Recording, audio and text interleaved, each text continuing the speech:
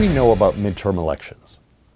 This November, when Americans go to the polls, they will find many important offices on the ballot, but not the presidency.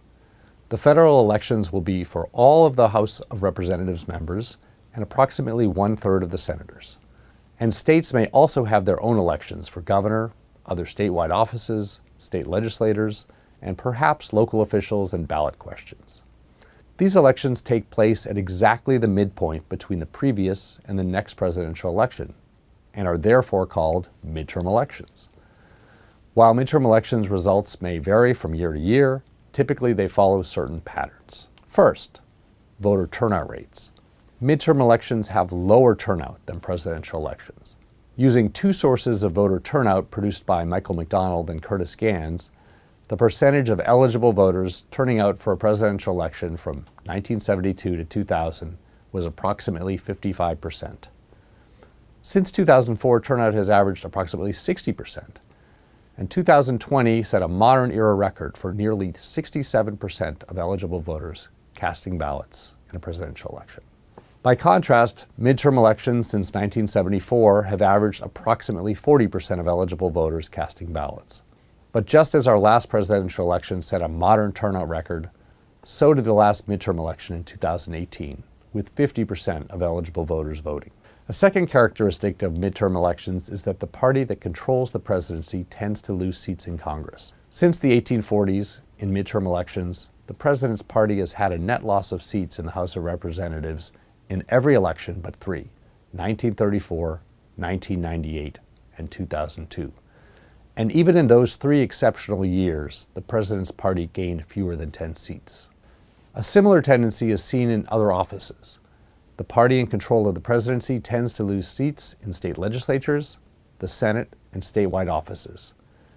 The tendency is strongest in the institutions where the most seats are up for election, such as the House of Representatives and the state legislatures, and not as strong for offices where only a small number are up for election, for example, the Senate.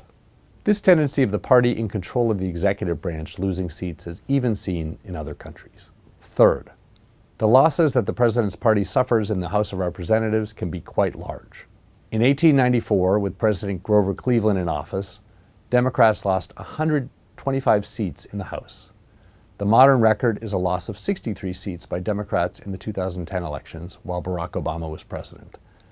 And these midterm losses have frequently resulted in the change of party control of the House or Senate. Fourth, the job approval rating of the president is related to the loss of seats in Congress. The most basic point is that a president with low job approval ratings tends to lose a large number of House seats. Conversely, in the very rare occasion of a president's party gaining seats, the president has had very high job approval ratings. Take, for example, recent presidents who have suffered significant midterm losses. Ronald Reagan in 1982, Bill Clinton in 1994, George W. Bush in 2006, Barack Obama in 2010 and 14, and Donald Trump in 2018.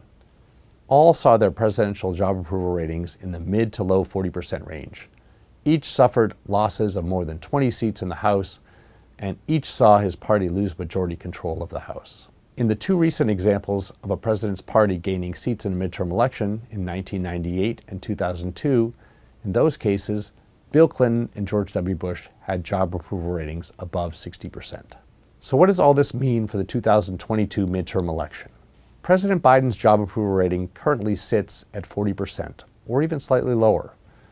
It is the lowest rating for a president at a midterm election, slightly below the rating of President Trump at the same time in his presidency. If these ratings persist into the fall, history would tell us that Democrats are likely to lose seats in the House, and likely the House majority as well. These ratings would likely be a negative factor for Democrats in other races, although the Senate, with a small number of seats up for grabs, could see the dynamics in individual races also affect the control of the majority. Of course, we don't know for sure if conditions might change between now and November, but the strong lesson of history is that a president with low job approval ratings will see midterm election losses.